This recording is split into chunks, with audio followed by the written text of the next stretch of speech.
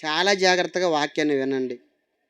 మరి ఈరోజు మనం నేర్చుకోబోయే పాఠం ఏంటి అనంటే, సంఘములో ప్రేమ కరువైతే అనే పాఠం. సంఘములో ప్రేమ కరువైతే అనే ఒక చక్కటి అంశాన్ని మనం నేర్చుకుందాం. సంఘములో ప్రేమ కరువైతే క్షేమాభివృద్ధి సాధ్యమా? ఏవండి, గత వారం సంఘం గురించి మనం తెలుసుకున్నాం. సంఘం అంటే ఏంటో, సంఘం ఎలా పిలువబడిందో, సంఘం ఎక్కడి నుండి పిలువబడిందో, ఎందుకు పిలువబడిందో మనం సంఘమును గూర్చిన విషయాలు మనం తెలుసుకున్నాం. చాలామంది అంటే విలువైన సంగతులు చెబుతున్న నోట్ బుక్ అనేది మెయింటైన్ చేయట్లేదండి. ఖచ్చితంగా నోట్ బుక్ ఉండాలి. స్కూల్కి వెళ్తున్న పిల్లలు చేతులు ఊపుకుంటూ వెళ్తారా అండి? లేదు కదా. బుక్స్ పట్టుకెళ్తారు. ఒక్కొక్క సబ్జెక్టుకి ఒక్కొక్క బుక్ ఉంటుంది. మరి మనము కూడా బైబిల్ తరగతులకు వస్తున్నాం, ఆరాధనకు వస్తున్నాం. చదువు వచ్చిన వాళ్ళు, చదవగలిగిన వాళ్ళు, వ్రాయగలిగిన వాళ్ళు ఏదో చెత్త పేపర్ మీద అడావుడిగా రాసుకోకండి. రాసుకుంటారు, దాన్ని తీసుకెళ్ళి ఎక్కడో పడేస్తారు, ఉపయోగం ఉండదు. చక్కగా ఒక 10 రూపాయలు పెట్టి నోట్స్ కొనుక్కోండి. నోట్స్ కొనుక్కొని చెప్పిన పాఠం చక్కగా అంశాన్ని రాసుకోండి. కింద ఏం చెబుతున్నారో కూడా వ్రాసుకోండి. ఇంటికి వెళ్ళిన తర్వాత మరలా ఇక్కడ ఏం చెప్పారో దానిని తెరచి చూసి దానిని నెమరి వేయండి, దానిని ధ్యానించండి.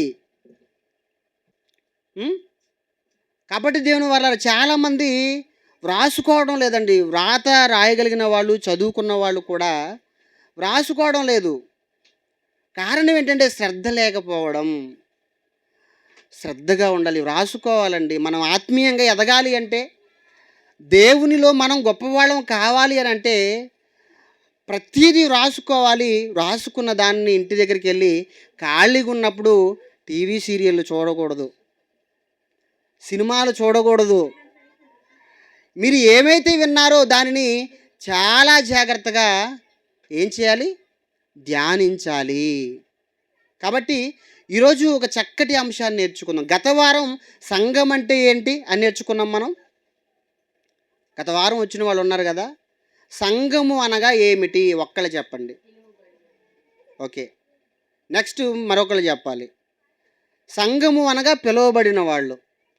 ఎక్కడి నుండి పిలువబడ్డారు? Okay, very good. ఎలా పిలువబడ్డారు? ఎలా పిలువబడ్డారు? Very good. స్వార్థ వలన పిలువబడ్డాం. ఎందుకు పిలువబడ్డాం? మంచిదండి, చాలా సంతోషం. మీరు చక్కగా వాక్యాన్ని గుర్తుపెట్టుకుంటున్నారు, చాలా సంతోషం. విన్నది వ్యర్థమైపోకూడదండి. ఇంత ప్రయాసపడి అంటే బైబిల్లో ఉన్న ఎన్నో విషయాలను ఆలోచిస్తూ ఏమంటే కష్టపడి ఒక పాఠాన్ని మీ ముందుకు తీసుకొచ్చినప్పుడు చాలా జాగ్రత్తగా వినాలి. విన్నది గుర్తుపెట్టుకొని చెప్పగలగాలి. సంఘము అంటే పిలువబడిన వారు. ఎక్కడి నుండి పిలువబడ్డారు అంటే చీకటిలో నుండి పిలువబడ్డారు, పాపములో నుండి పిలువబడిన వారు, అపవాది అధికారములో నుండి పిలువబడిన వారు. ఎక్కడికి పిలువబడ్డారంటే వెలుగులోనికి పిలువబడ్డారు, పరిశుద్ధతలోనికి పిలువబడ్డారు, దేవుని అధికారములోనికి పిలువబడ్డారు. ఎలా పిలువబడ్డారు అంటే దేవుని క్రీస్తు సువార్త వలన పిలువబడ్డారు. ఎందుకు పిలువబడ్డారు అంటే పరిశుద్ధులుగా బ్రతకడానికి పిలువబడ్డారు, దేవునికి మహిమకరంగా బ్రతకడానికే పిలువబడ్డారు. ఈ ఈ విషయాలన్నీ గత వారంలో మనం నేర్చుకున్నాం. ఈ విషయాలన్నీ కూడా గత వారంలో మనం నేర్చుకున్నాం. మరి ఈ వారం అలా మనం పరిశుద్ధులుగా బ్రతకడానికి వచ్చిన మనం దేవునికి మహిమ తెచ్చే విధంగా బ్రతకలిసిన సంఘములో ప్రేమ కరువైతే ఆ సంఘము అభివృద్ధి చెందుతుందా?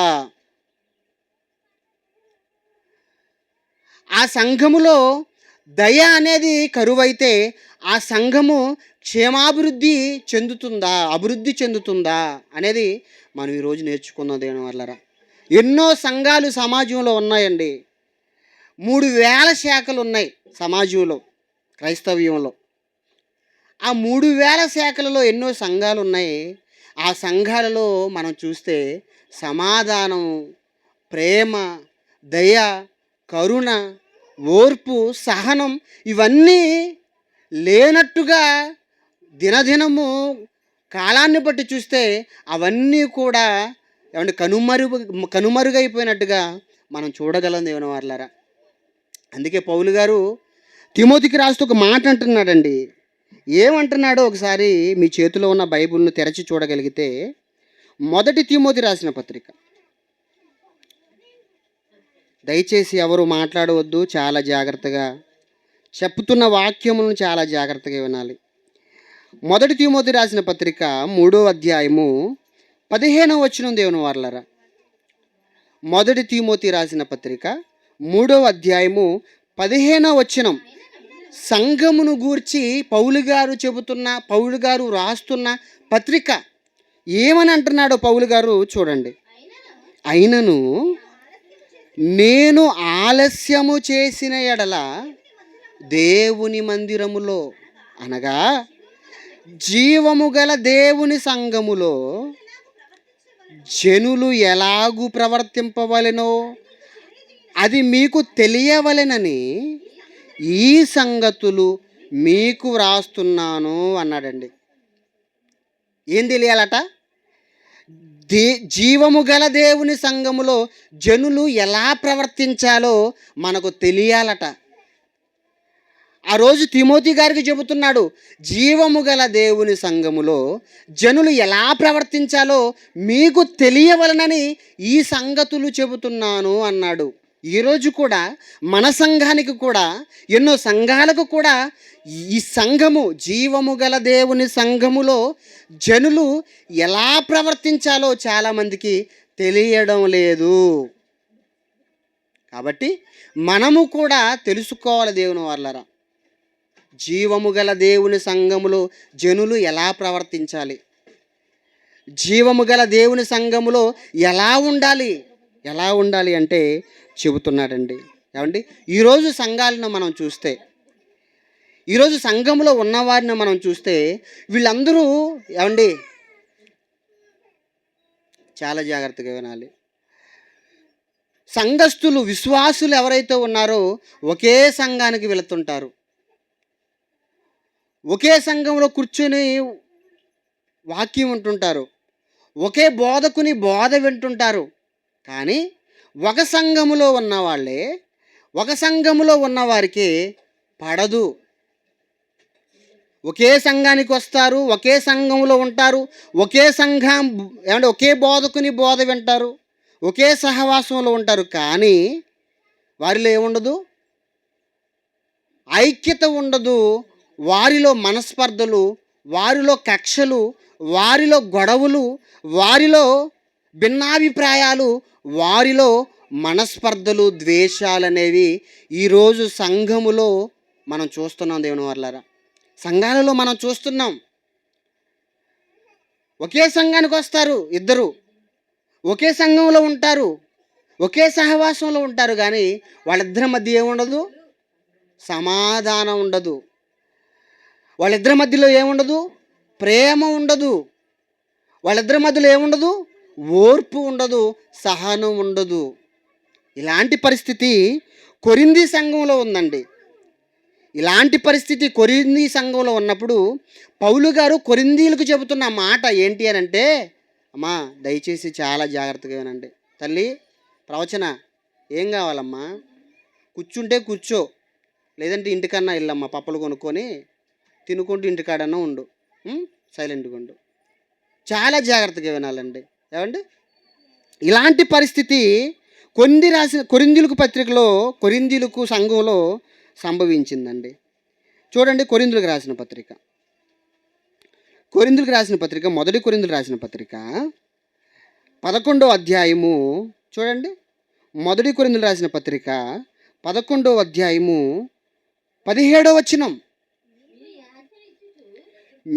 మీకు ఈ ఆజ్ఞను ఇచ్చుచు మిమ్మును మెచ్చుకొనను, మీరు కూడి వచ్చుట ఎక్కువ కీడుకే గాని ఎక్కువ మేలుకు కాదు.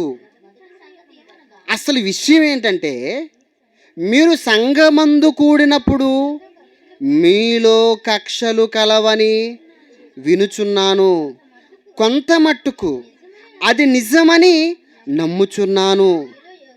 మీలో యోగ్యులైన వారెవరో కనబడునట్లు మీలో భిన్నాభిప్రాయాలుండక తప్పదు. ఏమండి అర్థమైందండి? అర్థమైందండి? కొరింథీ సంఘంలో ఏమున్నాయట? మీరు కూడి వచ్చుట ఎక్కువ కీడుకే గాని మేలుకు కాదు. ఎందుకంటే మీ సంఘములో కక్షలున్నాయి. మీ సంఘములో భిన్నాభిప్రాయాలున్నాయి. మీ సంఘములో ద్వేషాలు ఉన్నాయి. మీ సంఘములో పగలు ఉన్నాయి అంటున్నాడండి. ఎవరు? పౌలు గారు. ఏంటి? లోకములో చీకటిలో పాపములో ఉన్న సంఘాన్ని పవిత్రపరిచి, క్రీస్తు రక్తము కార్చి ప్రాణము పెట్టి పవిత్రపరిచి పరిశుద్ధులుగా, పరిశుద్ధ గుంపుగా, ఒక సంఘముగా తీర్చిదిద్దాడే, ఒక పరిశుద్ధ జనముగా తీర్చిదిద్దాడే.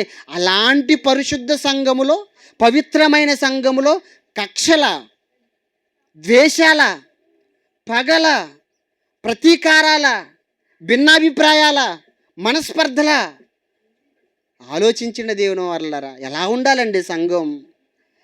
సంఘం ఎలా ఉండాలండి? సంఘం అంటే క్రీస్తు. సంఘం అంటే ఊరికే రాలేదండి. సంఘం అనేది సామాన్యమైనది కాదు. ఒక మహనీయుడు ఆ సంఘము కోసం తన ప్రాణాన్నే పెట్టాడు. ఒక వ్యక్తి బలైపోగా, ఒక వ్యక్తి రక్తము కార్చగా, ఒక వ్యక్తి ప్రాణం పెట్టగా వచ్చినదే ఈ సంఘం. అలాంటి సంఘములో ప్రేమ కరువైపోయిందా? అలాంటి ఈ సంఘములో దయ కరువైపోయిందా? అలాంటి సంఘములో ఏమండి కరుణ కరువైపోయిందా? ఆలోచించండి. ఈరోజు సంఘాలు కూడా అలాగే ఉన్నాయి కదండి. ఒకే సంఘానికి వస్తారు సహోదరులు, కానీ ఆ సహోదరుల మధ్య ఏముండదు? ప్రేమ ఉండదండి. ప్రేమ ఉండదు, సమాధానం ఉండదు, ఒకరికొకరి భిన్నాభిప్రాయాలు, ఏక మనసు ఉండదు. ఆలోచించండి దేవుని వాళ్ళరా. ఇలా ఉండొచ్చా అండి క్రైస్తవులు? ఉండకూడదండి. అలా ఉండడం వలన మీరు కూడి వచ్చినా, మీరు సంఘంగా ఏర్పడినా, సంఘముగా కూడుకున్నా ఎక్కువ కీడుకే కానీ మేలు జరగదు అంటున్నాడు కదండి. మేలు జరగదు అంటున్నాడు. మేలు జరగదు. ఏ సంఘములో అయితే కక్షలు ఉంటాయో, ఏ సంఘములో అయితే పగలుంటాయో, ఏ సంఘములో అయితే మనస్పర్ధలు ఉంటాయో, ఏ సంఘములో అయితే ప్రేమ దయ కరువైపోతుందో ఆ సంఘములో ఏముండదో తెలుసా? అభివృద్ధి అనేది ఉండదు, ఎదుగుదల అనేది ఉండదు. ఆలోచించిన దేవుని వరలారా, ఈరోజు సంఘాలు అభివృద్ధి చెందడం లేదు అంటే, క్షేమాభివృద్ధి పొందడం లేదు అని అంటే కారణం ఏంటో తెలుసండి? సంఘములో ప్రేమ కరువైపోయింది, సంఘములో దయ కరువైపోయింది, సంఘములో ఓర్పు సహనం అనేది చచ్చిపోయింది.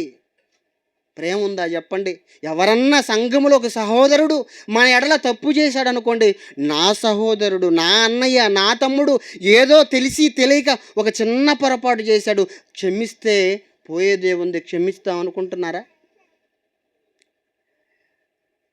క్షమిద్దాంలే, ఏముంది, ఏం పోయింది, క్షమిద్దాం, ప్రేమ చూపిద్దాం, మారతాడని మార్పు కోసం ఎదురు చూసేవాళ్ళు ఉన్నారా? లేరండి.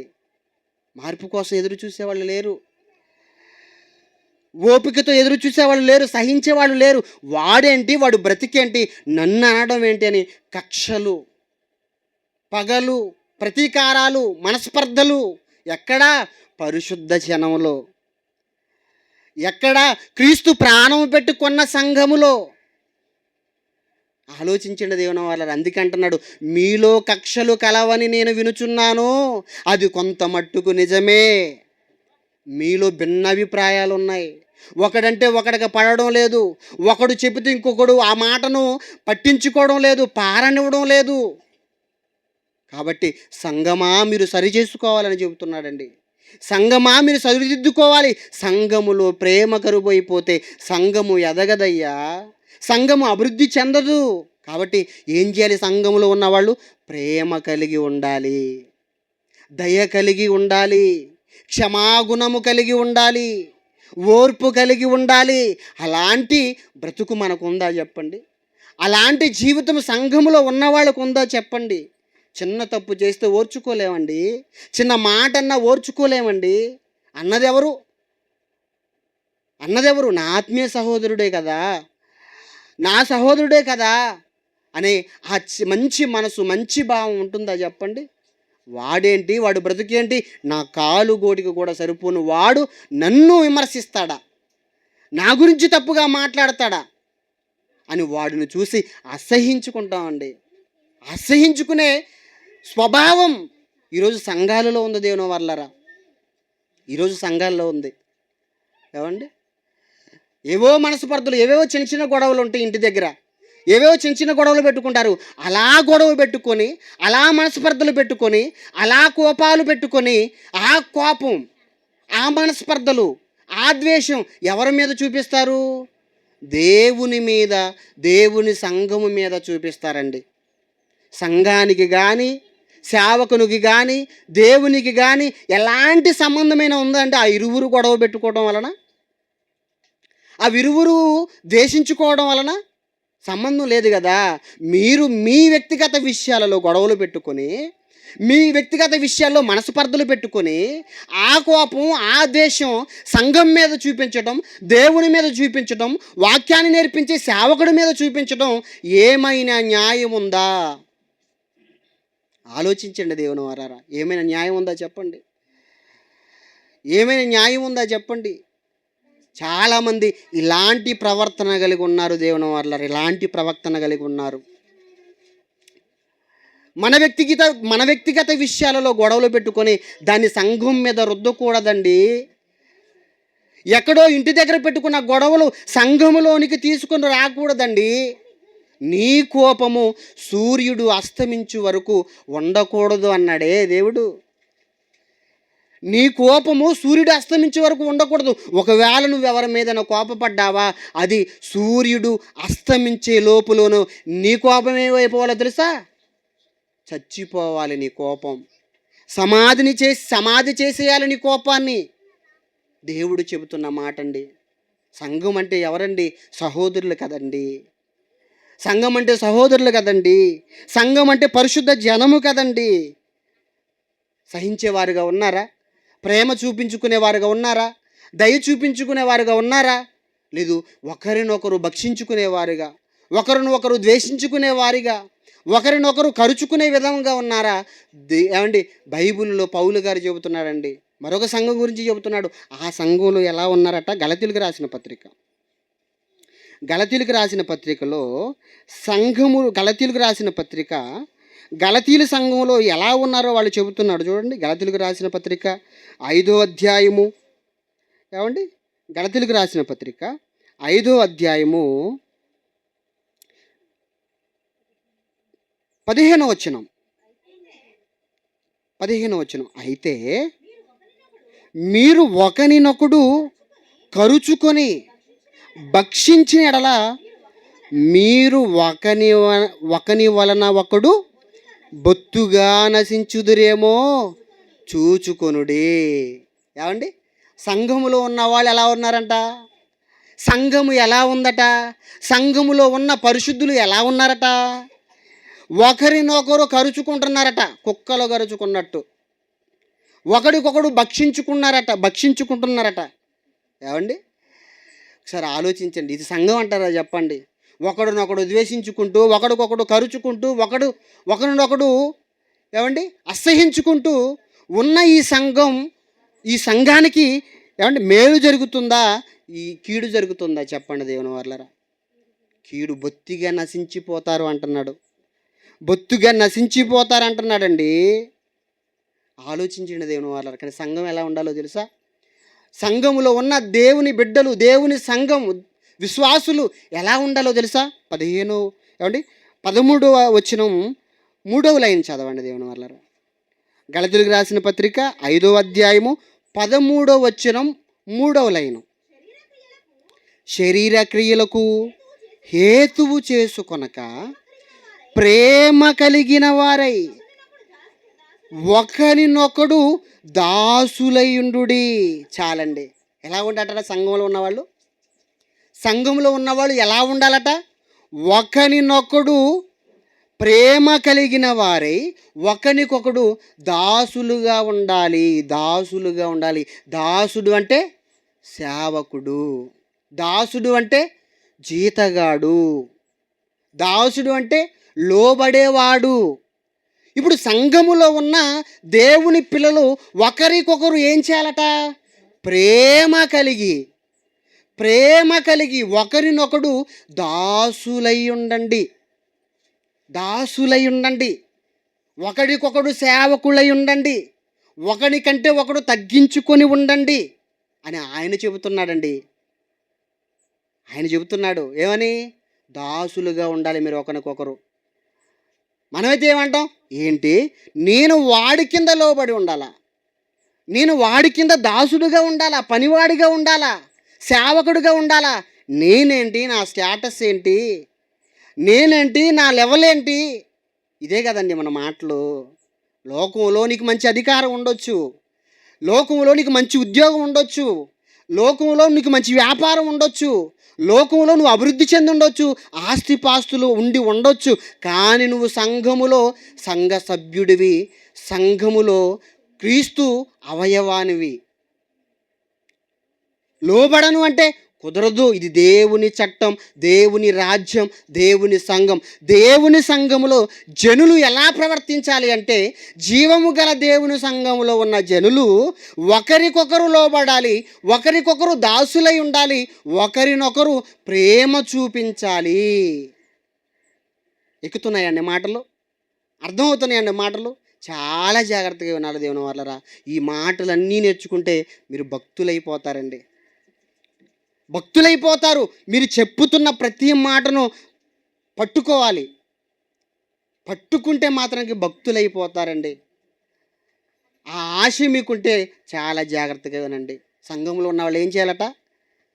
కరుచుకోవడం కాదు, భక్షించుకోవడం కాదు, అసహించుకోవడం కాదు, ఒకరినొకరు దాసులై ఉండాలి, లోబడి ఉండాలి. ఒప్పుకుంటావు ఈ మాటకి? యాక్సెప్ట్ చేస్తావు ఈ మాటని? అంగీకరిస్తావా ఈ మాటని? నేనేంటి, నా లెవెల్ ఏంటి, నేను వాడి కింద దాసుడిగా ఉండడం ఏంటి అని అంటారా? ఆలోచించండి దేవుని వాళ్ళరా. దేవుడు చెబుతున్న మాట అండి, మీరు ప్రేమ కలిగి ఒకరినొకడు దాసులై ఉండండి. దాసులు చాలా పెద్ద ఓడండి ఇది, చాలా పెద్ద మాట అండి. దీనికి న్యాయం చేసేవాళ్ళు ఎక్కడున్నారు చెప్పండి? ఎక్కడున్నారు దేవుని వాళ్ళరా? అంత లోబడాలా? సంఘములో ఉన్న సహోదరులకు అంత లోబడాలా? అంత తగ్గించుకోవాలా? పనివారిగా ఉండాలా?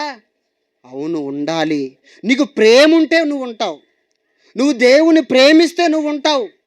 సహోదర ప్రేమ నీకుంటే నువ్వు తగ్గించుకుంటావు. నా మాటే పైన ఉండాలి, నేనే పైన ఉండాలి, నా అధికారమే పైన ఉండాలి అని అనుకోవు.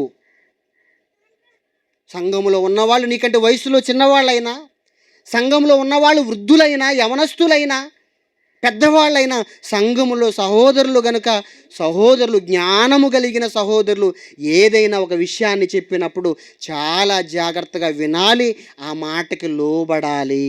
అలా లోబడిన సంఘమే క్షేమాభివృద్ధి చెందుతుంది, అభివృద్ధి చెందుతుంది. ఈరోజు సంఘాలు సమాజంలో ఎలా ఉన్నాయో తెలుసండి? సంఘాలలో సమాధానం లేదు, సంఘాలలో నెమ్మది లేదు, సంఘాలలో ప్రేమ లేదు, అలాగే సమస్తలలో కూడా సమాధానం లేదు, సమస్తలలో కూడా ప్రేమ లేదు. ఒకే సమస్తలో పనిచేస్తారు సేవకులు, ఒకే సహవాసంలో ఉంటారు, ఒకే మినిస్ట్రీ తరపున పనిచేస్తారు. కానీ ఒకడంటే ఒకడికి పడదండి. సేవకులకు కూడా ఒకడి మాట అంటే ఒకడికి గిట్టదు, ఒకడంటే ఒకడికి ద్వేషం. ఈ మధ్యకాలంలో ఒక సంఘం రోడ్డెక్కిందండి. ఎవరిది ఆ సంఘం అనంటే, భక్త సింగ్ గారు స్థాపించిన సంస్థ హెబ్రోను. ఆస్తి తగాలు వచ్చి, అధికార భేదాలు వచ్చి రోడ్డును పడి ఎలా గొడవ పెట్టుకుంటున్నారో మీరు ఒకసారి చాలా జాగ్రత్తగా చూడాలండి. కొన్ని సంవత్సరాలుగా హెబ్రోన్ చర్చ్లో 2 వర్గాల మధ్య విభేదాలున్నాయి. ఆధిపత్య పోరుతో అవి పీక్స్కు చేరాయి. దీంతో ముషీరాబాద్లో హై టెన్షన్ నెలకొంది. అసలు వివాదం ఎవరి మధ్య, గొడవ ఎందుకు వచ్చింది, ఈ ఇష్యూలోకి బాన్సల్ ఎందుకు ఎంట్రీ ఇచ్చారు? ముషీనాబాద్లోని హెబ్రోన్ చర్చి దగ్గర ఉద్రిక్తత నెలకొంది. ప్రార్థనలు చేస్తామంటూ చర్చి వద్దకు చేరుకున్న ట్రస్ట్ సభ్యుల్ని అడ్డుకున్నారు సొసైటీ సభ్యులు. హెబ్రోన్ చర్చి సొసైటీ సభ్యులు, ట్రస్ట్ సభ్యుల మధ్య గత కొంతకాలంగా ఆధిపత్య పోరు నడుస్తోంది. చర్చి నిధుల్ని దుర్వినియోగం చేస్తున్నారన్న సొసైటీ ప్రధాన కార్యదర్శి వీరాచారిని అరెస్టు చేయాలని డిమాండ్ చేస్తున్నారు ట్రస్ట్ సభ్యులు. అటు సొసైటీ సభ్యులు బౌన్సర్లని పెట్టి చర్చిని స్వాధీనం చేసుకున్నారని ఆరోపిస్తున్నారు. చర్చిలోకి అనుమతించడం లేదని ఆవేదన వ్యక్తం చేస్తున్నారు. ఈ క్రమంలో గేటుని బద్దలు కొట్టి చర్చి లోపలకు వెళ్లేందుకు ప్రయత్నించారు ట్రస్ట్ సభ్యులు. దీంతో పోలీసులకు, ట్రస్ట్ సభ్యులకు మధ్య తోపులాట జరిగి ఉద్రిక్తత నెలకొంది.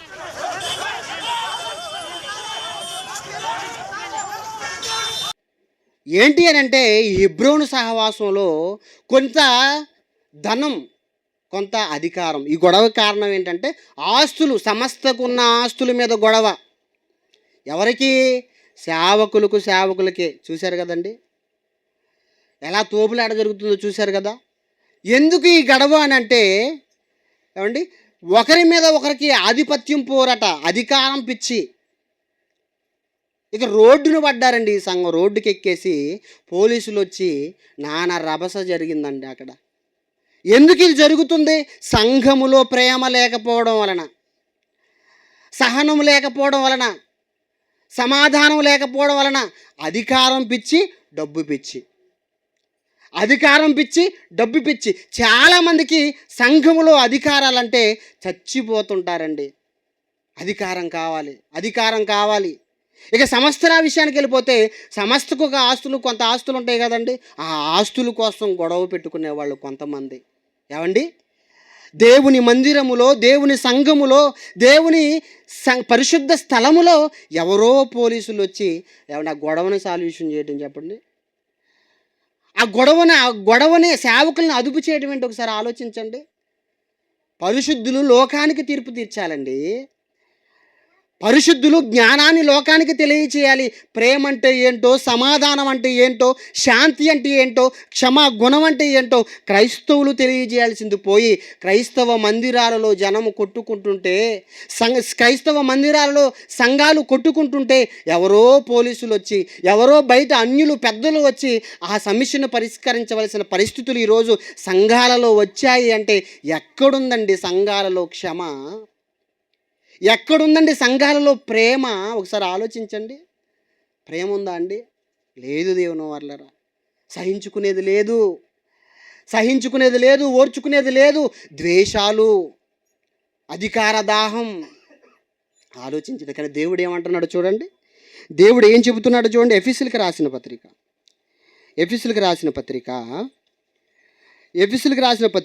4వ అధ్యాయము, ఎఫెసీయులకు రాసిన పత్రిక 4వ అధ్యాయము 31వ వచనం. సమస్తమైన ద్వేషము, కోపము, క్రోధము, అల్లరి, దూషణ, సకలమైన దుష్టత్వము మీరు విసర్జించండి. ఒకని ఎడల ఒకడు దయ కలిగి కరుణాహృదయులై క్రీస్తునందు దేవుడు మిమ్మును క్షమించిన ప్రకారము మీరును ఒకరినొకరు క్షమించుకోండి అంటున్నాడు. కానీ ఎలా ఉన్నానండి ఈరోజు సమాజంలో ఉన్న సంఘాలు ఎలా ఉన్నాయండి? ఒకరినొకడు ద్వేషించుకోవడం, ఒకడి మీద ఒకడికి కోపము, క్రోధము, అల్లరి, దూషించుకోవడం, దుష్టత్వం విసర్జించుకోవడం. అదే కదండి జరిగింది. సంఘం అంతా కలిసి రోడ్డు ఎక్కారండి. ఒకడిని ఒకడు దూషించుకుంటున్నారండి. ఒకడి మీద ఒకడు నెపములు చెప్పుకుంటున్నారండి. అక్కడ ఏం జరుగుతుంది? అల్లరి కాదా చెప్పండి? అక్కడ ఏం జరుగుతుంది? గొడవ కాదా చెప్పండి? అందుకే అల్లరి అనే మాట అన్నాడు. ఏముండకూడదట సంఘంలో? సమస్తమైన ద్వేషము ఉండకూడదు, కోపము ఉండకూడదు, క్రోధము ఉండకూడదు, అల్లరితో కూడిన దూషణలు ఉండకూడదు. సకలమైన దుష్టత్వాన్ని సంఘము ఏం చేయాలి? విసర్జించాలి. అవన్నీ విసర్జించి, అవన్నీ విడిచిపెట్టి, అవన్నీ వదిలేసి ఎలా ఉండాలి సంఘం? ఒకరి ఎడల ఒకరు దయ కలిగి ఉండాలి. ఒకరి ఎడల ఒకరు కరుణాహృదయులై ఉండాలి. దయ ఉందా అండి మనలో? సంఘములో ఉన్న మనలో దయ ఉందా చెప్పండి, ఓర్పు ఉందా చెప్పండి, ప్రేమ ఉందా చెప్పండి, సహనం ఉందా చెప్పండి. లేదు దేవుని వారలారా, లేదండి. ఏమండి, ఒకప్పుడు మనమేం పరిశుద్ధులం కాదండి. ఎవరన్నా మన ఎడల చిన్న తప్పు చేస్తే, చిన్న పాపము చేస్తే, చిన్న పొరపాటు చేస్తే నేను క్షమించను, క్షమించడం అన్నది తెలుగులో నాకు నచ్చని ఒకే ఒక పదం అని సినిమాలో డైలాగులు వేస్తున్నాం కదండి. క్షమించడం అట తెలుగులో నాకు నచ్చని ఒకే ఒక పదం క్షమించటమా? ఓరిదరుడా, సమాజాన్ని ఎంత భ్రష్టు పట్టించారండి ఈ సినీ మీడియా. క్షమించాలి. క్షమించడం నచ్చదా? క్షమించడం నచ్చదా? నువ్వు క్షమించడం నీకు నచ్చదనంటే నిన్ను యేసుక్రీస్తు ఎందుకు క్షమించాలి? క్షమ నీకు నచ్చదు అని అంటే నువ్వు కూడా క్షమింపబడ్డావు, నీ పాపాలు కడిగి వేశాడు కనుకనే నువ్వు ఈ సంఘములో ఉన్నావు, సంఘముగా ఉన్నావు. అదే కింద అంటున్నాడు ఏమని, దేవుడు క్రీస్తునందు దేవుడు మిమ్మును క్షమించిన ప్రకారము మీరును ఒకరినొకరు క్షమించుకోండి. మన పూర్వస్థితి మంచిది కాదు కదా, మన పూర్వస్థితి పాపముతో ఉన్నది కదా, అపరాధములతో ఉన్నది కదా, పొరపాటులతో ఉన్నది కదా. అవన్నీ దేవుడు క్షమించాడే యేసుక్రీస్తు. వాటన్నిటిని యేసుక్రీస్తు వారు కడిగి వేశారే, వాటన్నిటిని పవిత్రపరిచి మనల్ని సంఘములో చేర్చారే. మనం క్షమింపబడ్డాము కదా, మరి ఎదుటివారిని క్షమించడానికి ఏంటి నీకు? నువ్వు క్షమించబడినప్పుడు, నిన్ను ఒక ఆయన క్షమించినప్పుడు నువ్వు మరొక వ్యక్తిని క్షమించడానికి ఏంటి నీకు? అహంకారమా? ఈగోనా? గర్వమా? ఆలోచించండి దేవుని వాళ్ళరా. క్రైస్తవులకి ఉండకూడదండి ద్వేషాలు, పగలు, ప్రతీకారాలు, కక్షలు, అల్లరి, దూషణ ఉండకూడదు. ఒక సహోదరుడు మరొక సహోదరుని గురించి తప్పుగా మాట్లాడకూడదండి. క్షమించాలండి. క్షమ కలిగి ఉండాలి క్రైస్తవుడు, ప్రేమ కలిగి ఉండాలి క్రైస్తవుడు, ఓర్చుకోవాలి క్రైస్తవుడు. ఎవరైనా చిన్నవాడే కానీ పెద్దవాడే కానీ సంఘములో నీ గురించి ఏదైనా తెలిసి తెలియక మాట్లాడి ఉంటే నా తమ్ముడు, నా రక్త సంబంధి అనుకోవాలి మీరు. నా తమ్ముడు, నా రక్త సంబంధి అంటే అన్నాడులే వాడు చిన్నోడు అని క్షమించాలండి. పెద్దోడైతే తండ్రి సమానుడు అంటే అన్నాడులే నా తండ్రి అయితే నన్ను అనడా అని ఆ మంచి మనసు మనకు ఉండాలండి. క్షమించే మనసు ఉండాలి. జీవితంలో వాడు మొహం చూడను నన్ను అంత పెద్ద మాట అంటాడనంటే, జీవితంలో వాడు మొహం చూడను అంత పెద్ద మాట అంటాడని మనం ఏమండి విర్రవీగితే కుదరదండి. మన కుటుంబంలో ఏమండి, మన కుటుంబంలో మన తల్లిదండ్రులు ఉంటారు, భార్యాభర్తలు ఉంటారు, పిల్లలు ఉంటారు, అన్నదమ్ములు ఉంటారు, అక్క చెల్లెలు ఉంటారు. మన కుటుంబాల్లో మీ కుటుంబాలలో ఎప్పుడు గొడవ రాలేదా? భార్యాభర్తల మధ్య గొడవ రాలేదా? అలానే భర్త భార్యను వదులుకున్నాడా చెప్పండి? భర్త భార్యను వదిలేశాడా? ఎన్నో సమస్యలు వస్తుంటాయి, ఎన్నో గొడవలు వస్తుంటాయి. అలా అని భార్యను భర్త వదులుకున్నాడా? లేదే. భార్య భర్తను వదులుకుందా? లేదే. వాడు ఎన్ని దెబ్బలు కొట్టినా, ఎన్ని తిట్టులు తిట్టినా సహించుకుంటున్నారు, ఓర్చుకుంటున్నారు కదా. వాడి మొహం చూడని వదిలేశారా చెప్పండి? ఎప్పుడు ఆమె మొహం చూడని వదిలేశారా, వదులుకున్నారా భార్యని చెప్పండి? లేదు కదండి. అలాగే అన్నదమ్ముల మధ్య గొడవలు వస్తుంటాయి, అన్నదమ్ముల మధ్య మనస్పర్ధలు వస్తుంటాయి. అలా అని చెప్పి అన్నదమ్ములను ఎప్పుడైనా వదులుకున్నారా అండి మీరు? లేదు కదా. తమ్ముడికి కష్టం వచ్చింది అని, అన్నకు కష్టం వచ్చింది అని కొన్ని సందర్భాల్లో మనస్పర్ధలు వచ్చి మాట్లాడుకోకపోయినా ఏదో ఒక సందర్భంలో కలిసిపోతున్నారే, క్షమించుకుంటున్నారే. మరి సంఘములో ఉన్న వాళ్ళని ఎందుకండి క్షమించలేకపోతున్నారు? సంఘములో ఉన్న సహోదరులు మీ ఎడల తప్పులు చేస్తే ఎందుకండి ఓర్చుకోలేకపోతున్నారు? ఎందుకండి తగ్గించుకొని మాట్లాడడానికి మీకు ఇష్టపడడం లేదు? సంఘములో, కుటుంబంలో ఉన్న బంధువులు, రక్త సంబంధులు ఎన్ని గొడవలైనా ఓర్చుకుంటున్నాం, సహిస్తున్నాం, కలిసి కుటుంబాన్ని సాగించుకుంటున్నామే. మరి సంఘములో ఎందుకండి చిన్న మాట అనేసరికి జీవితాంతం వాడు ముఖం చూడనని అంటున్నారు? చిన్న గొడవ అయ్యేసరికి వాడితో మాట్లాడే అర్హత కూడా వాడికి లేదని అంటున్నారు. ఆలోచించండి. అంటే ఏం అర్థం కాలేదు నీకు? దేవుని జ్ఞానం అర్థం కాలేదు, ఈ బంధం మీకు అర్థం కాలేదు. సంఘం అనేది ఒక కుటుంబం, సంఘం అనేది క్రీస్తు శరీరం. ప్రతి వారం క్రీస్తు రక్తాన్ని పంచుకుంటున్నారే మీరందరూ ఎవరండి? రక్తాన్ని పంచుకుంటున్న, క్రీస్తు శరీరాన్ని పంచుకుంటున్న మనమంతా ఎవరం? ఒకటే కుటుంబం, ఒకటే శరీరం. మరి చిన్న మనస్పర్ధ వస్తే, చిన్న గొడవ వస్తే ఎందుకు విడిచిపెట్టాలి సంఘాన్ని? ఎందుకు ద్వేషించాలి సహోదరులను? చెప్పండి. అలా ద్వేషించే వాళ్ళు ఎవరైతే ఉన్నారో, అలా మాట్లాడకుండా ద్వేషించే వాళ్ళు, కక్ష చూపించే వాళ్ళు ఎవరైతే ఉన్నారో వాళ్ళందరి గురించి దేవుడు ఒక అద్భుతమైన మాట అంటున్నాడు. వాళ్ళకి దేవుని వాక్యము, దేవుని జ్ఞానము లేదు. దేవుని వాళ్ళరా, దేవుని వాక్యం తెలియదు వాళ్ళకి, దేవుని ప్రేమ తెలియదు వాళ్ళకి. తెలియకనే తప్పు చేస్తున్నారు, తెలియకనే పొరపాటు చేస్తున్నారు. సహించాలండి. నీ పాపాలు యేసుక్రీస్తు క్షమించలేదా? నువ్వు చేసిన దోషాలు, నువ్వు చేసిన అపరాధాలు, నువ్వు చేసిన పొరపాట్లు నిన్ను క్షమించాడు కదా యేసుక్రీస్తు. నీ కోసం ప్రాణం పెట్టాడు కదా యేసుక్రీస్తు. చిన్న విషయంలో క్షమించలేవా నువ్వు? ఆయన ప్రాణమే పెట్టాడు క్షమించి, నువ్వు కనీసం ఓర్చుకోలేవా? ఆలోచించండి దేవుని వాళ్ళరా, ఆలోచించండి. సంఘం అంటే చాలా గొప్పదండి. సంఘం ఎలా ఉండాలో తెలుసా అండి? సంఘం అంతా ఎలా ఉండాలో తెలుసా అండి?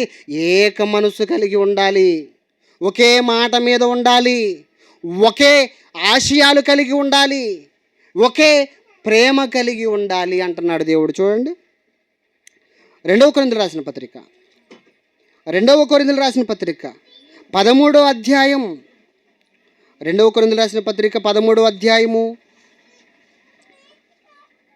2 కొరింథీయులకు రాసిన పత్రిక 13వ అధ్యాయము 11వ వచనం. దేవుని వాళ్ళారా, 11వ వచనం.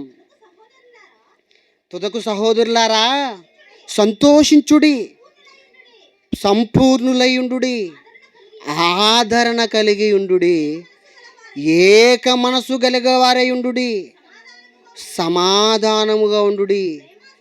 ప్రేమ సమాధానములకు కర్తయ్యగు దేవుడు మీకు తోడై ఉండును. పవిత్రమైన ముద్దు పెట్టుకొని ఒకరినొకరు వందనములు చేసుకోండి. ఏమండి, ఎంత చక్కగా చెబుతున్నాడండి దేవుడు, ఎంత చక్కగా చెబుతున్నాడండి. సంఘములో ఉన్న వాళ్ళు ఎలా ఉండాలంట? ఆదరణ కలిగి ఉండాలి అంటున్నాడు. ఏక మనసు, ఒకే మనసు కలిగి ఉండాలంటున్నాడు. సమాధానముగా ఉండాలంటున్నాడు. ప్రేమ సమాధానములకు దేవుడు కర్త గనుక సంఘములో ప్రేమ సమాధానాలు, ఆదరణ కలిగి ఉండాలి అంటున్నాడండి. ఆదరణ కలిగి ఉండాలి అంటున్నాడు. అంతేకాకుండా ఏమంటున్నాడో తెలుసా? సంఘంలో ఉన్న మీరు ఒకరికొకడు పవిత్రమైన ముద్దు పెట్టుకొని ఒకరికొకరు వందనములు చెప్పుకొనుడి అంటున్నాడండి. ఏమండి, సంఘంలో ఉన్న సహోదరులు ఏం చేయాలట? పవిత్రమైన ముద్దు పెట్టుకొని ఒకరికొకరు వందనములు చెప్పుకోవాలి అంటున్నాడు. పవిత్రమైన ముద్దు పెట్టుకోవాలి అంటున్నాడు. ఏమండి, మనకు వందనాలు చెప్పే అలవాటు కూడా ఉండదండి. చాలామంది వస్తారు అండ్ ఆరాధనకు రాగానే, బైబిల్ తరగతి రాగానే వందనాలు కూడా చెప్పరండి సంఘంలో ఉన్న సహోదరులకి. ఏమంటున్నాడు దేవుడు ఇక్కడ? ఏమంటున్నాడు? తుదకు సహోదరులారా సంతోషించుడి, సంపూర్ణులై ఉండుడి, ఆదరణ కలిగి ఉండుడి, ఏక మనసు కలిగి ఉండుడి, సమాధానముగా ఉండుడి. ప్రేమ సమాధానములకు కర్తయ్యకు దేవుడు మీకు తోడై ఉండును. పవిత్రమైన ముద్దు పెట్టుకొని ఒకరినొకరు వందనములు చేసుకోండి అంటున్నాడండి. సంఘములోకి వచ్చిన వెంటనే సహోదరులకు మనం ఏం చెప్పాలి? వందనాలు చెప్పాలి, వందనాలు చెప్పాలండి. కానీ చాలామందికి వందనాలు చెప్పే ఆ అలవాటు కూడా ఉండదు దేవుని వాళ్ళరా. వందనాలు చెప్పే అలవాటు కూడా ఉండదండి. వందనాలు చెప్పడం నేర్చుకోండి. ఆయన ఏమంటున్నాడు? పవిత్రమైన ముద్దు పెట్టుకొని ఒకరినొకరు వందనములు చేసుకోండి. పవిత్రమైన ముద్దు పెట్టుకోవాలా? అండ్ ముద్దు మనం ఎవరికి పెడతాం చెప్పండి? ముద్దులు మనం ఎవరికి పెడతాం? మనం బాగా ప్రేమించిన వ్యక్తులకు, మన కడుపును పుట్టిన పిల్లలకు ముద్దులు పెడతాం. ఎందుకు? మురుస్తాం. ఎందుకు అంటే మనకున్న వాళ్ళ మీద ప్రేమ, వారి మీద మనకున్న ప్రేమను, వారి మీద మనకున్న ఇష్టాన్ని వ్యక్తపరుస్తూ ఉంటాం కదా. పవిత్రమైన ముద్దు పెట్టుకోండి. మీరు ముద్దు పెట్టుకోండి. పవిత్రమైన ముద్దు అని అంటే, ముద్దు అని అంటే ఇష్టాన్ని సూచిస్తుంది. ముద్దు అని అంటే ప్రేమను సూచిస్తుంది. అంటే సంఘములో ఉన్నవారు ఒకరినొకరు పవిత్రమైన ముద్దు పెట్టుకోండి అని అంటే ఒకరికి ఒకరు, ఒకరి ఎడల ఒకరు ఇష్టంగా ఉండండి, ప్రేమగా ఉండండి అని అర్థం అండి. అలా ప్రేమగా ఉంటూ, ఇష్టంగా ఉంటూ మీరేం చేయాలి? వందనాలు బ్రదర్, వందనాలు అక్క, వందనాలు తమ్ముడు, వందనాలు చెల్లి, వందనాలు అమ్మ, వయస్సును బట్టి, వ్యక్తిని బట్టి చెప్పుకోవాలండి. కానీ ఈరోజు సమాజంలో ఏం చెప్పండి? ఈరోజు సంఘంలో ఏం లేదు చెప్పండి? లేదండి. ఇలాంటి అలవాట్లు లేవు. సంఘములో గొడవలు, సంఘములో ఉన్న మనస్పర్ధలు, సంఘములో దేశాలు, సంఘములో పగలు. ఒక విషయం చెప్పంటారు మీకు క్షమించే గుణం లేకపోతే, మీకు ఓర్చుకునే గుణం లేకపోతే, మీకు సహించుకునే గుణం లేకపోతే, మీరు తోటి వ్యక్తిని క్షమించలేకపోతే మీకు అసలు పరలోకమే లేదన్నాడండి దేవుడు. మీరు ఎంత విశ్వాసులైనా కానివ్వండి, మీరు ఎంత గొప్పవాళ్ళైనా కానివ్వండి, మీకు ప్రేమ లేకపోతే వ్యర్థులే, మీకు ప్రేమ లేకపోతే నిష్ప్రయోజనం అన్నాడు దేవుడు. చూద్దామా? ఒకసారి చూడండి ఏం చెప్పాడు దేవుడు? ఏం చెప్పాడంటే మొదటి కొరింథీయులకు రాసిన పత్రిక 13వ అధ్యాయము, మొదటి కొరింథీయులకు రాసిన పత్రిక 13వ అధ్యాయము 1వ వచనం చెబుతున్నాడండి. చూడండి, మొదటి కొరింథీయులకు రాసిన పత్రిక 13వ అధ్యాయం 1వ వచనం. మనుష్యుల భాషలతోనూ దేవదూతల భాషలతోనూ నేను మాటలాడినను ప్రేమ లేని వాడినైతే మ్రోగెడు కంచును గలగలలాడు తాళమునయుందును. ప్రవచించు కృపావరములు కలిగి మర్మములన్నీయు జ్ఞానమంతియు ఎరిగిన వాడనైనను కొండలను పెగిలింపగల పరిపూర్ణ విశ్వాసము గలవాడనైనను ప్రేమ లేని వాడనైతే నేను వ్యర్థుడను. పేదల పోషణ కొరకు నా ఆస్తి అంతయు ఇచ్చినను, కాల్చబడుటకు నా శరీరాన్ని అప్పగించినను, నేను ప్రేమ లేని వాడినైతే నాకు ప్రయోజనము లేదు. దేవుడు ఎంత చక్కగా చెబుతున్నాడండి. దేవుడు ఎంత చక్కగా రాయించాడండి. ఒక భక్తుడు అంటున్నాడు ఏమండి, దేవదూతల భాషలతో మాట్లాడిన, మర్మాలు జ్ఞానమంతా తెలిసిన, కొండలను పెకిలింపగల విశ్వాసమున్న, ఆస్తి మొత్తం పేదలకు రాసిచ్చిన, కాల్చబడటానికి శరీరాన్ని కూడా ఇచ్చిన ప్రేమ లేకపోతే వ్యర్థుడను అంటున్నాడండి. ఇంతకీ పేదల కోసం ఆస్తి మొత్తం రాసిచ్చిన వాడు ఎవరైనా ఉన్నారండి ప్రపంచంలో? ఎంత త్యాగం ఉండాలండి ఆస్తి మొత్తం రాసి ఇవ్వాలంటే? ఎంత త్యాగం ఉండాలండి కాల్చబడడానికి శరీరాన్ని కూడా అప్పగించాలి అంటే? అంత ప్రేమ కలిగిన వాళ్ళు ఎవరున్నారు చెప్పండి? కానీ అది కూడా తక్కువేనట. అది కూడా తక్కువే అంటున్నాడు. అంటే ఎంతగా సహోదరుల పట్ల ప్రేమ కలిగి ఉండాలో మీరు చాలా జాగ్రత్తగా ఆలోచించాలి. మీకు మర్మాలు తెలిసి ఉండొచ్చు, బైబిల్లో మహాజ్ఞానం తెలిసి ఉండొచ్చు, బైబిల్లో మీరు పండితులై ఉండొచ్చు, బైబిల్లో జ్ఞానం మీకు ఉండొచ్చు. మీకు జ్ఞానం ఉన్నా, మీకు రహస్యాలు తెలిసినా, మీకు విశ్వాసము, మీరు కొండలను సహితం పెకిలింపగల విశ్వాస వీరులైనా మీకు ప్రేమ లేకపోతే వ్యర్థుడా అన్నాడు ఆయన. మీకు ప్రేమ లేకపోతే వ్యర్థుడా అన్నాడండి, నిష్ప్రయోజనం అన్నాడండి. పేదలకు ఆస్తి మొత్తం రాసిచ్చిన ప్రేమ లేనివాడైతే, కాల్చబడటానికి శరీరాన్ని ఇచ్చిన ప్రేమ లేనివాడైతే వ్యర్థుడండి. ఎవరున్నారు అసలు కాల్చబడడానికి శరీరాన్ని ఇచ్చేవాళ్ళు సహోదరుల కోసం? ఎవరున్నారు ఆస్తి మొత్తం పేదలకు ఇచ్చేవాళ్ళు? అది కూడా ప్రేమ కాదంటే స్వార్థంతో చేసేవాళ్ళు లేరా అండి సమాజంలో? పేరు కోసం, ప్రఖ్యాతుల కోసం అన్నదానాలు చేసేవాళ్ళు, దాన కార్యక్రమాలు చేసేవాళ్ళు సమాజంలో కోకోలలు ఉన్నారు. వాళ్ళు ప్రేమతో చేయరు. చాలామంది పాపులారిటీ కోసం చేస్తారు. ప్రేమతో చేయరు. చాలామంది పేరు కోసం చేస్తారు. అలా నువ్వు పేరు కోసం, ప్రఖ్యాతల కోసం నువ్వు నీ ఆస్తి మొత్తం బీదలకు రాసిచ్చినా, కాల్చబడుటకు నీ శరీరాన్ని ఇచ్చినా, నువ్వు గనుక ప్రేమ లేని వాడవైతే నువ్వు వ్యర్థుడవు అన్నాడండి. నువ్వు వ్యర్థుడవు అన్నాడు. ఆలోచించండి దేవుని వాళ్ళరా. అంటే ఎంతగా ప్రేమించాలండి?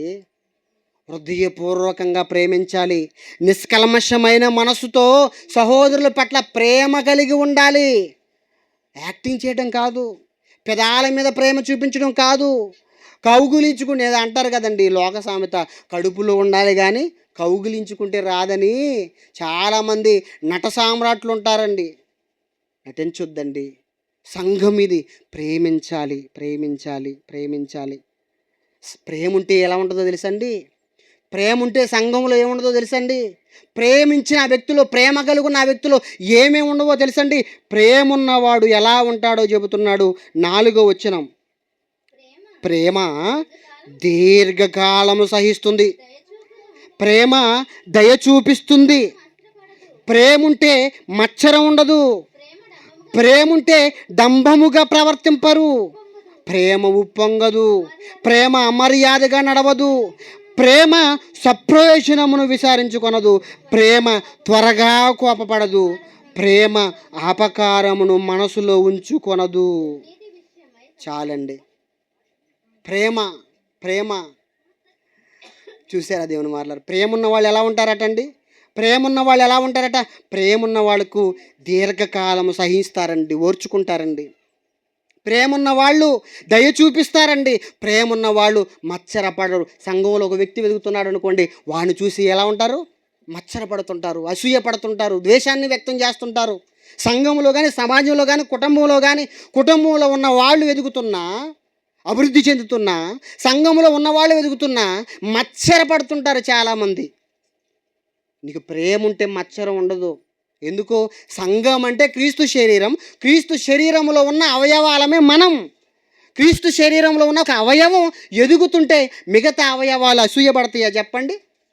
మిగతా అవయవాలు ద్వేషాన్ని వ్యక్తం చేస్తాయో చెప్పండి? వ్యక్తం చెయ్యు.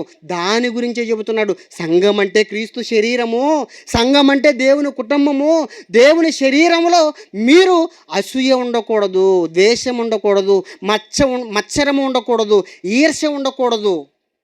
ప్రేమ ఉన్న వాళ్ళు ఇవన్నీ లేకుండా ప్రేమ చూపిస్తారు అని అసలు సంఘం అంటే ఏంటో చెబుతున్నాడు.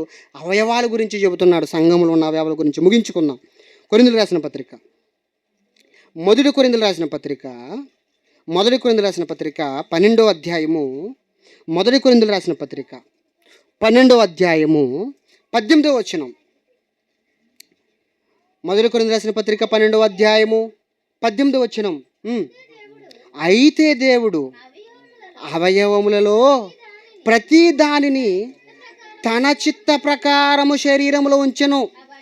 అవన్నీ ఒక అవయవం అయితే శరీరం ఎక్కడా?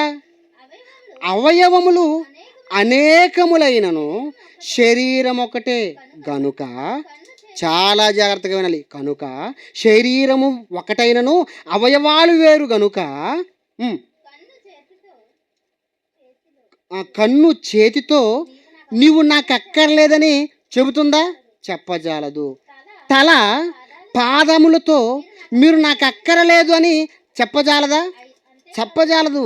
అంతేకాదు, శరీరము యొక్క అవయవములో ఏవి మరి బలహీనముగా కనబడునో అవి మరీ అవశ్యములే. శరీరములో ఏ అవయవములు ఘనత లేనివని తలంతుమో ఆ అవయవములను మరీ ఎక్కువగా ఘనపరచుదుము. ఏమండి, ఎందుకు ఈ మాటలు దేవుడు రాయించాడు అంటే మీకు అసలు బొత్తిగా ఈ మాట అర్థం కాకపోవచ్చు బహుశా. దేవుడు ఎందుకు శరీరం గురించి చెబుతున్నాడంటే, మన శరీరం ఉంది చూసారా? మన శరీరం ఉందా? మన శరీరం అంతా ఒకటే, కానీ అందులో అవయవాలు వేరు. కళ్ళు, ముక్కు, చేతులు, కాళ్ళు, వేళ్ళు, వెంట్రుకలు, ఇలా రకరకాల అవయవాలు ఉంటాయి. అవయవాలు వేరువేరుగా ఉంటాయి. ఈ వేరువేరుగా ఉన్న అవయవాలు, ఈ అవయవాలలో ఏమైనా వీర్షం ఉంటుందా చెప్పండి? ఏమైనా మచ్చరం ఉంటుందా చెప్పండి? ఏమైనా ద్వేషం ఉంటుందా చెప్పండి? ఏమంటే కాలు ఎదిగిపోతుందని కన్ను ఎప్పుడైనా అసూయపడిందండి? కాలు ఎదిగిపోతుందని కన్ను అసూయపడిందా? పడలేదు. కంటికి నీళ్ళు వచ్చాయని ఏమండి చేతులకు దెబ్బ తగిలింది అని కళ్ళు సంతోషిస్తాయండి? కాలుకు దెబ్బ తగిలిందని నోరు నవ్వుతుందా చెప్పండి? చెప్పండి. పేగు గుండెను ఉరితీస్తుందా చెప్పండి? లేదండి. శరీరములో ఇవన్నీ, శరీరం ఒకటే, ఇవన్నీ అవయవాలు గనక ఈ శరీరంలో ఏ అవయవానికి నొప్పి కలిగినా కన్నేం చేస్తుంది? ఏడుస్తుందండి. కాలుకే కదా తగిలింది, నాకు కాదు కదా అని చెప్పి కన్ను నవ్వుతుందా అండి? కన్ను సంతోషిస్తుందా అండి? లేదు. ఎందుకు? శరీరం ఒక్కటే, శరీరం ఒక్కటే. కాలుకు దెబ్బ తగిలితే నోరు నవ్వదు, కంటిలో నుంచి నీళ్ళు వస్తే చెయ్యి నవ్వదు, చెయ్యి తుడుస్తుంది, ఓదారుస్తుంది. అలాగే ముఖము అందంగా అలంకరిస్తున్నామని చెప్పి చెయ్యి ముఖాన్ని చెక్కుకుంటుందా అండి? కత్తి తీసుకొని చెక్కుకుంటుందా? నన్ను అలంకరించలేదు, నాకు వేలుకు ఉంగరాలు పెట్టలేదు, నాకు చేతికి వాచి పెట్టలేదని ముఖం ఎందుకు అంత అందంగా ఉండాలి, బొట్టు పెట్టావు, కాడుకు పెట్టావు, చెవులకి దుద్దులు పెట్టావు అని చెప్పి చెక్కుకుంటుందా అండి? అవయవాలకు భేదం ఉండదు, అవయవాలకు అసూయ ఉండదు, అవయవాలకు మత్సరం ఉండదు. మరి మనమెవరు సంఘంలో? మనమెవరు అనంటే క్రీస్తు శరీరము సంఘం.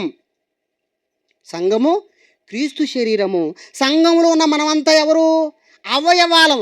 ఏ అవయవం అయినా ఎదుగుతుంటే ఎందుకు మరి అసూయ పడుతున్నారు? శరీరం ఒకటే కదా. శరీరంలో ఏ అవయవం ఎదిగినా సంఘానికే కదండి మహిమ, క్రీస్తుకి కదండి మహిమ. అంతే కదండి. శరీరంలో ఏ అవయవం బాగున్నా శిరస్సుకే కదా మహిమ. సంఘంలో ఏ వ్యక్తి ఎదిగినా, ఏ వ్యక్తి బాగుపడినా, ఏ వ్యక్తి డెవలప్ అయినా మిగతా ఉన్న అవయవాలు ఎందుకు అసూయపడుతున్నాయి, ఎందుకు మత్సరపడుతున్నాయి, ఎందుకు ద్వేషాన్ని చూపిస్తున్నాయి అంటే సంఘమును గూర్చిన బోధ నీకు వంట పట్టలేదు. సంఘం అంటే ఏంటో నీకు తెలియదు. ఇప్పుడు శరీరంలో ఒక అవయవం శ్రమ పడుతుంది అనుకోండి, మిగతా అన్ని రెస్ట్ తీసుకుంటాయా? కలిసి శ్రమ పడతాయా? కలిసి శ్రమ పడతాయి. సంఘములో ఒక వ్యక్తి శ్రమ పడుతున్నాడు అనుకోండి, మిగతా అవయవాలు మొత్తం ఏం చేయాలి? కలిసి శ్రమ పడాలి. అదే అంటున్నాడు కిందకు వచ్చేసరికి. ఎన్నో వచనం ఏమండి? ఎన్నో వచనం అంటే 24వ వచనం. సుందరములైన మన అవయములకు ఎక్కువ సౌందర్యము కలదు, అయితే సౌందర్యం అక్కరలేదు, అయితే శరీరములో వివాదములు లేక అవయవములు ఒకదానికొకటి ఏకముగా పరామర్శించులాగున దేవుడు తక్కువ దానికే ఎక్కువ ఘనత కలుగజేసి శరీరమును అమర్చి ఉన్నాడు. కాగా ఒక అవయవము శ్రమపడినప్పుడు ఆ అవయవములనియు దానితో కూడా శ్రమపడును. ఒక అవయవము ఘనత పొందినప్పుడు అవయవములన్నీ దానితో కూడా సంతోషించును. అటువలే మీరు క్రీస్తు యొక్క శరీరమై ఉన్నారు అంటున్నాడండి. ఇప్పుడు అర్థమైందండి? ఏమంటున్నాడండి? శరీరంలో ఉన్న అవయవాలు ఒకదానికొకటి భేదం ఉండదు, ఒకదానికొకటి అసూయ ఉండదు. అవయవాలలో ఒకటి, శరీరంలో ఉన్న అవయవం శ్రమ పడుతుంటే మిగతా అవయవాలన్నీ ఏం చేస్తాయట? శ్రమ పడుతాయట. శరీరంలో ఒక అవయవం ఘనత పొందితే మిగతా అవయవాలను ఏం చేస్తాయట? సంతోషిస్తాయట. కానీ సంఘములో ఉన్న మనం, సంఘము క్రీస్తు శరీరం అయితే క్రీస్తు శరీరములోని మనం అవయవాలం. ఏ అవయవం ఎదిగినా అసూయ ఉండకూడదు. ఏ అవయవం ఎదిగినా, ఏ అవయవం అభివృద్ధి చెందినా, ఏ అవయవం ఆశీర్వదింపబడినా అసూయ పడకూడదు, ద్వేషించకూడదు, ఈర్ష్య చూపించకూడదు. అసూయ అవయవాలకు ఉండదండి. అసూయ అనేది, ద్వేషం అనేది అవయవాలకు ఉండదు. మరి మనకెందుకు ఉంటుందో క్రీస్తు అవయవాలుగా? కిందకు వచ్చేసరికి ఏమంటున్నాడు? ముందుకెళ్ళేసరికి ఏమంటున్నాడంటే అటువలే మీరు క్రీస్తు యొక్క శరీరమై ఉండి వేరువేరుగా అవయవములై ఉన్నారు. అర్థమైందండి? మీరు క్రీస్తు శరీరమై ఉండి వేరువేరుగా అవయవాలై ఉన్నారు. మీరు సంఘము క్రీస్తు శరీరం అయితే క్రీస్తు శరీరంలో ఉన్న మనమంతా ఎవరమట? అవయవాలం కనుక ఒక అవయవం బలహీనపడింది అనుకోండి, ఒక అవయవానికి నొప్పి కలిగింది అనుకోండి, ఒక అవయవానికి బాధ కలిగింది అనుకోండి, ఏం చేయాలి? మిగతా అవయవాలు నవ్వకూడదు, మిగతా అవయవాలు హేళన చేయకూడదు, మిగతా అవయవాలు నిందించకూడదు. బాధ కలిగితే ఒక అవయవానికి ఓదార్చాలి. వేదనతో ఉంటే ఒక అవయవం ఓదార్చాలి, ప్రేమ చూపించాలి, సహించాలి. అంతే తప్ప ఏమండి అవయవాలు ద్వేషించుకోకూడదండి. అవయవాలు ద్వేషించుకుంటే ఎలా బ్రతకగలదు చెప్పండి? శరీరం ఎలా బ్రతుకుతుందండి? ఇప్పుడు నా చెయ్యి నాకు నచ్చలేదు అనుకోండి, నరికేసుకుంటే నేను బ్రతుకుతానా చెప్పండి? నా శిరస్సు నాకు నచ్చలేదు అనుకోండి, నరికేసుకుంటే నేను బ్రతుకుతానా చెప్పండి?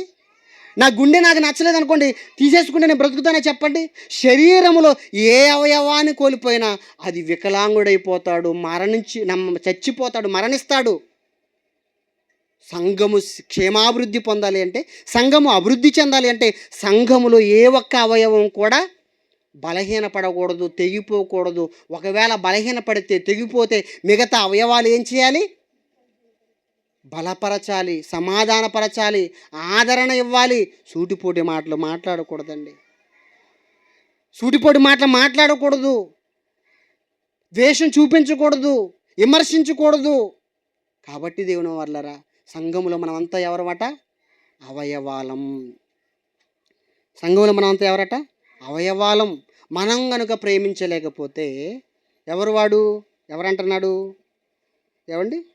ఎవరంటున్నాడు? నరహంతకుడు అంటున్నాడు. ఆ మాట చదివారా? 1 యోహాను రాసిన పత్రిక 3:14 చదివారా? చదవలేదు కదా? చూడండి చివరి మాట ముగించుకుందామండి, సమయం అయిపోయింది. 1 యోహాను రాసిన పత్రిక 3:14 దేవుని వర్లరా. 1 యోహాను రాసిన పత్రిక 3:14 మనము సహోదరులను ప్రేమించుచున్నాము గనుక మరణములో నుండి జీవములోనికి దాటి ఉన్నామని ఎరుగుదుము. ప్రేమ లేనివాడు మరణమందు నిలిచి ఉన్నాడు. చాలా జాగ్రత్తగా వినాలి. ప్రేమ కలిగిన ఉన్నవాడు, సహోదరులను ప్రేమించేవాడు ఎక్కడున్నాడట? మరణములో నుండి జీవములోనికి దాటి ఉన్నాడట. సహోదరులను ప్రేమించేవాడు మరణాన్ని తప్పించుకొని నిత్య జీవములో ప్రవేశించడానికి సిద్ధంగా ఉన్నాడట. అర్థమవుతుందండి మీకు? సహోదరులను ప్రేమించేవాడు, తోటి వారిని ప్రేమించేవాడు, సంఘములో ఉన్న సహోదరులను ప్రేమించేవాడు, ప్రేమ చూపించేవాడు నరకాన్ని తప్పించుకొని, రెండవ మరణాన్ని తప్పించుకొని నిత్య జీవానికి దగ్గరగా ఉన్నాడట. ఒకవేళ సహోదరుని ద్వేషిస్తే, సహోదరుని అసహించుకుంటే చెబుతున్నాడు చూడండి, ప్రేమ లేనివాడు నరకానికి దగ్గరగా ఉన్నాడు అంటున్నాడు. ప్రేమ లేనివాడు, సహోదరులను ప్రేమించలేని నాడు వాడు మరణానికి దగ్గరగా ఉన్నాడు, నరకానికి దగ్గరగా ఉన్నాడు. తన సహోదరుని ద్వేషించువాడు నరహంతకుడు. చాలండి. సహోదరుని ద్వేషించేవాడు ఎవరట? నరహంతకుడు. హత్య చేసిన వాడితో సమానం, మర్డర్ చేసిన వాడితో సమానం. నువ్వు నీ సహోదరుని ఏదో ఒక మాట అనేసే కానీ మెదలకుండా ఉంటున్నావు, ఏదో ద్వేషించేసే కానీ మెదలకుండా ఉంటున్నావు. కానీ సంఘములో ఉన్న నీ సహోదరి అయినా, సంఘములో ఉన్న నీ సహోదరుడైనా నువ్వు నీ సహోదరుని ద్వేషిస్తే నువ్వెవరట? చంపిన వాడితో సమానం. నరహంతకుడు అంటున్నాడు, నరహత్య చేసావంటున్నాడు. మళ్ళీ కంటిన్యూ చేయండి దాన్ని. తన సహోదరుని ద్వేషించువాడు నరహంతకుడు. ఏ నరహంతకుని యందు నిత్య జీవం ఉండదని మీకు తెలుసు కదా? మీకు తెలుసా అండి? సహోదరుని ద్వేషిస్తే నరహంతకుడికి నిత్య జీవం ఉంటుందా? ఆలోచించండి. నరహంతకునికి పరలోకం ఉంటుందా? ఆలోచించండి. నరహంతకునికి నిత్య జీవం ఉంటుందా? ఉండదండి. అదే అంటున్నాడు, తన సహోదరుని ద్వేషించేవాడు ఎవరట? నరహంతకుడు. ఏ నరహంతకునికి కూడా నిత్య జీవం ఉండదని మీకు తెలియాలి. అంటే ఇప్పుడు ఆలోచించండి, నిజంగా సహోదరులను ద్వేషిస్తే పరలోకం కూడా పోతుందంటే ఖచ్చితంగా పరలోకాన్ని పోగొట్టుకుంటారు మీరు.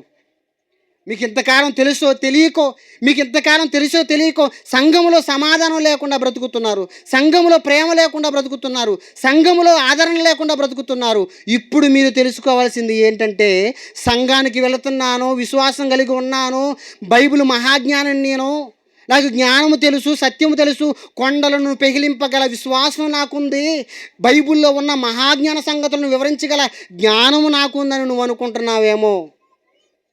అనుకుంటున్నావేమో. నీకు ఒక విషయం చెప్పాలి. నీకు ఎంత జ్ఞానము తెలిసినా, నీ ఆస్తి ఎంత ఇచ్చినా, నీ శరీరం కాల్చబడడానికి ఇచ్చినా, నువ్వు నీ సహోదరుని ప్రేమించే మనసు నీకు లేకపోతే, నీ సహోదరుని నువ్వు క్షమించే మనసు నీకు లేకపోతే, నీ సహోదరుని నువ్వు ద్వేషిస్తే నువ్వు నరహంతకుడవు. నరహంతకునికి ఏ శిక్ష అంటే నరక శిక్ష. నరహంతకుని యందు నిత్య జీవము లేదు అంటున్నాడు. క్లారిటీ వచ్చిందండి? క్లారిటీ వచ్చిందా? అంటే విశ్వాసం ఉన్న, భక్తి ఉన్న, కొండలను పెకిలింపగల విశ్వాసం ఉన్న, దేవదూతల భాషలకు అర్థం చెప్పగలిగే జ్ఞానం ఉన్న, మహాజ్ఞాన సంగతులు వివరించగలిగే జ్ఞానం నీకు బైబిల్లో నుండి ఉన్నా, నీ ఆస్తి అంతా పేదలకు ఇచ్చినా, నీ శరీరం అంతా కాల్చబడడానికి ఇచ్చినా, నువ్వు గనుక నీ సహోదరుని ద్వేషించావో అవన్నీ వ్యర్థము బిడ్డ అంటున్నాడు. అవన్నీ నిష్ప్రయోజనం అంటున్నాడు. మొదట సంఘములో ఉన్న నీ సహోదరుని ప్రేమించు, తర్వాత విశ్వాసము కలుగుండు. సంఘములో ఉన్న నీ సహోదరుని ప్రేమించు, తర్వాత నీ ఆస్తివు బీదలకి. సంఘములో ఉన్న నీ సహోదరుని ప్రేమించు, తర్వాత చెప్పు మహాజ్ఞానం. మాదిరి లేకుండా, చెప్పింది అనుసరించకుండా, నేను భక్తుణ్ణి, నేను మహాజ్ఞానిని అని అనుకుంటే నువ్వు నరహంతకుడివి. నరహంతకునికి నిత్య జీవము లేదు అంటున్నాడు. అంటే ఇప్పుడు మొట్టమొదటిగా సంఘం ఏం చేయాలో తెలుసా? ప్రేమించాలి సహోదరులని. సంఘం ఏం చేయాలో తెలుసా? ఒకరికొకరు ఆదరణ చూపుకోవాలి, ఒకరికొకరు ఓర్చుకోవాలి, ప్రేమ కలిగి ఉండాలి, పవిత్రమైన ముద్దు పెట్టుకొని వందనాలు ఒకరికొకరు చెప్పుకోవాలి, ఒకరి ఎడల ఒకరు ప్రేమ కలిగి ఉండాలి. ప్రేమ లేకుండా, క్షమ లేకుండా, కరుణ లేకుండా, ఎప్పుడు ద్వేషిస్తూ, ఎప్పుడు అసహించుకుంటూ, సహోదరుని క్షమించే గుణం నీకు లేకుండా నువ్వు భక్తి చేస్తే నరహంతకునికి నిత్య జీవము లేదు. సహోదరుని ద్వేషిస్తే నరహంతకుడు అంటున్నాడు. కాబట్టి దేవుని వారలారా ఆలోచించండి. సంఘములో ప్రేమ కరువైతే, సంఘములో ఉన్న సహోదరులను ద్వేషిస్తే, ప్రేమ చూపించలేకపోతే, ఓర్చుకోలేకపోతే, క్షమించలేకపోతే, ప్రేమ చూపించలేకపోతే నరహంతకులం. హత్య చేసిన వాళ్ళతో సమానం, మర్డర్ చేసిన వాళ్ళతో సమానం. నరహంతకునికి పరలోకం లేదండి. పరలోకాన్ని ఎందుకు పోగొట్టుకుంటారు చెప్పండి? పరలోకాన్ని పోగొట్టుకోకూడదు. సంఘము కుటుంబం కనుక, సంఘములు ఎలాంటి సమస్యలు ఉన్నా ప్రార్థన చేయండి, సమాధానం కలిగి ఉండండి, తగ్గించుకోండి, మీరే ప్రేమ చూపించండి. తగ్గేది లేదనకండి, తగ్గించుకోవాలి. మాటలు లేవు అనకండి, మాట్లాడుకోవాలి. దేవుని కోసం, దేవుని గురించిన మాటలు మాట్లాడుకోవాలి. క్షమించే పదమే నాకు నచ్చదనకండి, క్షమించాలి, సహించాలి, ఓర్చుకోవాలి. సంఘముకు వెలుపుట ఉన్న వారికి మాదిరి చూపించాలి, మార్గదర్శకుడిగా మనం ఉండాలి. కానీ ఈరోజు సమాజంలో ఏమంటున్నారండి? సమాజంలో ఉన్నవారు క్రీస్తు గొప్పోడండి, క్రీస్తు పవిత్రుడండి, అలాంటి వాడు ప్రపంచంలో ఎవరూ లేరండి. కానీ సంఘానికి వెళుతున్న వాళ్ళు ఉన్నారు చూశారు, క్రీస్తుని నమ్ముకున్న వాళ్ళు ఉన్నారు చూశారు, వాళ్ళంత దుర్మార్గులే లేరండి అని సమాజంలో లోకంలో కోడైకొస్తున్నారు. కాదంటారా? చెప్పండి, కాదంటారా? క్రీస్తు లాంటి మాదిరి మనం చూపించుంటే, క్రీస్తు లాంటి ప్రేమ మనం చూపించి ఉంటే, క్రీస్తు లాంటి క్షమ మనం చూపించి ఉంటే ఈరోజు సమాజం ఎప్పుడో మారిపోయేదండి. మహనీయుడు మహాత్మా గాంధీ ఏమన్నాడో తెలుసా? క్రీస్తు మాటలు కనుక క్రైస్తవులు పాటించి ఉంటే, క్రైస్తవులు అనుసరించి ఉంటే ఇంతకుముందు ఎప్పుడో ఈ పాటికి ఎప్పుడో ప్రపంచాన్ని మార్చేసేవాళ్ళు క్రైస్తవులు అన్నాడు. అంటే ఒక్కసారి ఆలోచించండి. అంటే మన సామర్థ్యం ఒకసారి ఆలోచించండి, మనం చేయవలసిన పనులు మీరు ఒకసారి ఆలోచించండి. సంఘం అంటే అంత గొప్పదా? క్రైస్తవం అంటే అంత గొప్పవాడా? అవును. మాదిరి చూపించాలి, మాదిరిగా బ్రతకాలి, ప్రేమ చూపించాలి. కాబట్టి దేవుని వారలారా, సంఘము క్షేమాభివృద్ధి చెందాలి అంటే, సంఘము ఎదగాలి అంటే, సంఘములో ఉన్న వాళ్ళు ఎలా ఉండాలి? ప్రేమ కలిగి ఉండాలి. నూతనంగా మందిరానికి వస్తున్న వాళ్ళకి ప్రేమతో ఆహ్వానించాలి, వందనాలు చెప్పాలి, ప్రేమ చూపించాలి. మీ ప్రేమతో, క్రీస్తు నామములో మీ ప్రేమతో ఆకర్షించాలి దేవుని వైపునకు. ఆకర్షించాలి. కొత్తగా ఎవరైనా మందిరానికి వస్తున్నారా? వందనాలు చెప్పండి, మీ ప్రేమను కనపరచండి, మీ మీ దయాళత్వమును కనపరచండి, మీ ఉదారమైన ప్రేమను కనపరచండి. వాళ్ళు ఎవరు వస్తే వచ్చారు, పోతే పోయారు అని అనకండి. ప్రేమ చూపించాలి సంఘంగా. నువ్వు నూతనంగా వచ్చే వాళ్ళని, వృద్ధులను, ఏమంటే బలహీనులను, సంఘంలో ఉన్న ఎవరైనా అనారోగ్యం ఉంటే వారి కోసం ప్రార్థన చేయండి. ఎవరైనా ఇబ్బందులలో ఉంటే వారి కోసం ప్రార్థన చేయండి. అవసరమైతే ఇంటికి వెళ్ళండి, ప్రార్థన చేసి ఓదార్చి వారికి ఉన్న బాధలను తెలుసుకొని ఓదార్చండి. చేతనైతే మీ సహాయం చేయండి. అదండి ప్రేమ అంటే. అదండి ప్రేమ. కుటుంబంలో అలాగే ఉంటుంది కదండి. కుటుంబంలో రక్త సంబంధులు ఇబ్బందులు ఉంటే వదిలేస్తామని చెప్పండి, బాధల్లో ఉంటే వదిలేస్తామని చెప్పండి, కష్టాల్లో ఉంటే వదిలేస్తామని చెప్పండి. మరి సంఘములో ఎందుకు పట్టించుకోరు? ఎవరైనా రోగి అయి నెల రోజులు, వారం రోజులు, 10 రోజులు మంచాన పడి ఉంటే కనీసం వెళ్ళి చూస్తున్నారా? కనీసం ఫోన్ చేసైనా మందలిస్తున్నారా? అడుగుతున్నారా? ఎవరైనా సంఘానికి రాకపోతే, ఏమ్మా సంఘానికి రాలేదు, ఏం కష్టం వచ్చిందని అడుగుతున్నారా? అనారోగ్యంగా ఉందా, కష్టాలు ఏమైనా వచ్చాయా, ఏమైనా జ్వరం వచ్చిందా అని అడుగుతున్నారా? పరామర్శిస్తున్నారా? లేదండి. ఎలా ఎదుగుతుంది చెప్పండి? ఎలా సంఘము అభివృద్ధి చెందుతుంది చెప్పండి? సంఘములో ఎవరైనా బలహీనంగా ఉన్నా, అనారోగ్యంగా ఉన్నా, రోగంతో ఉన్నా, మందిరానికి ఒక 2 వారాలు 3 వారాలు రాకపోయినా వెళ్ళాలి, పరామర్శించాలి, వాళ్ళ కోసం ప్రార్థన చేయాలి, ప్రేమ చూపించాలి. ప్రేమతోనే ఈ సమాజాన్ని మార్చాలి, ప్రేమతోనే ఈ సమాజాన్ని ఆకర్షించాలి. అదే కదండి మన క్రీస్తు మనకు నేర్పించింది. ప్రపంచంలో ఎక్కువ శాతం, ప్రపంచంలో అత్యధికంగా ఉన్న వాళ్ళు ఎవరయ్యా అంటే క్రైస్తవులు. ప్రపంచ క్రైస్తవులు. ప్రపంచంలో ఎక్కువ జనాన్ని ప్రభావితం చేసిన వాళ్ళు ఎవరయ్యా అంటే ప్రపంచంలో ఒకే ఒక్కడు, వన్ అండ్ ఓన్లీ యేసుక్రీస్తు వారు. ఎందుకు ప్రపంచంలో ఎక్కువ మందిని ఆకర్షించాడు, ఎక్కువ మందిని ప్రభావితం చేశాడు అంటే ఆయన చూపించిన ప్రేమ, ఆయన చూపించిన దయ, ఆయన చూపించిన కరుణ, ఆయన చూపించిన కృప. అలాంటివి అనుకుంటే ఎంత బాగుండి చెప్పండి, ఎంత బాగుండి చెప్పండి. కింద అంటున్నాడు, ఆ మాటలోనే కింద అంటున్నాడు ఏమండి ఆ మాటలోనే కింద ఏమంటున్నాడండి? యోహాను సువార్త 1:3-14 అంటున్నాడు కదా. ఇప్పుడు మనం చదువుకున్న మాటలో కింద ఒక అద్భుతమైన మాట ఉంటుంది. 16వ వచనం, 1 యోహాను రాసిన పత్రిక 3:16 చివరి మాట. క్రీస్తు మన నిమిత్తము తన ప్రాణమును పెట్టిను గనుక దీని వలన ప్రేమ ఎట్టిదని తెలుసుకొనుచున్నాము. మనము కూడా మన సహోదరు నిమిత్తము మన ప్రాణమును పెట్టబద్ధులమై ఉన్నాము. క్రీస్తు ప్రాణం పెట్టాడండి, మాకు అవసరం లేదని అనుకుంటారా? క్రీస్తు ప్రేమించాడండి, మేము ప్రేమించవలసిన అవసరం లేదనుకుంటారా? క్రీస్తు దయ చూపించాడండి, మేము దయ చూపించవలసిన అవసరం లేదనుకుంటారా? ఆయనను మనం ప్రేమించి మన కోసం ప్రాణం పెట్టాడు కదా. ఆయన మనల్ని ప్రేమించి ఆయన ప్రాణం పెట్టాడు కదా. మనము కూడా మన సహోదరుల నిమిత్తం ఏం చేయాలి? ప్రాణం పెట్టాలి. ప్రాణం పెడతారా? మన సహోదరుల నిమిత్తం యేసుక్రీస్తు ఎలాగైతే మన కోసం ప్రాణం పెట్టాడు, మనము కూడా మన సహోదరుల నిమిత్తం ప్రాణము పెట్టబద్ధులమై ఉన్నాము.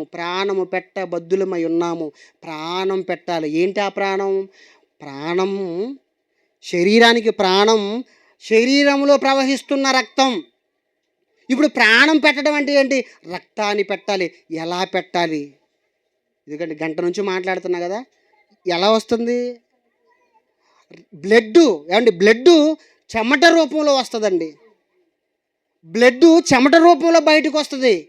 అంటే మన సహోదరులను ప్రేమిస్తే సహోదరుల నిమిత్తం, సహోదరుల క్షేమం నిమిత్తం ఏం చేయాలి? మన రక్తాన్ని చెమటగా మార్చి వచ్చిన ఆ రూపాయి ఏదైతే ఉంటుందో దానిని సహోదరుల మార్పు కోసం, సహోదరుల క్షేమం కోసం మనం ఏం చేయాలి? ఖర్చు పెట్టాలి. అలా మనకొచ్చిన రూపాయిని ఖర్చు పెట్టడం వలన మన ప్రాణాన్ని పెడుతున్నాము, మన రక్తాన్ని పెడుతున్నాము. అర్థమైందండి? దేహానికి రక్తం ప్రాణం గనుక, దేహానికి రక్తము ప్రాణం గనుక ఆ రక్తాన్ని చెమట రూపంగా మనం దేవుని కోసం ఖర్చు పెడితే, చెమటగా మార్చగా వచ్చిన ఆ రూపాయిని దేవుని పనిలో ఖర్చు పెడితే, ఒక సహోదరుడు బాగుపడితే, ఒక సహోదరుడు రక్షింపబడితే, ఆ సహోదరుడు కోసం మనం ఏం పెట్టినట్టు? ప్రాణాన్ని పెట్టినట్టు. ప్రభు మన కోసం ప్రాణం పెట్టాడు. మనము కూడా మన సహోదరుల నిమిత్తం ఏం చేయాలి? ప్రాణం పెట్టాలి.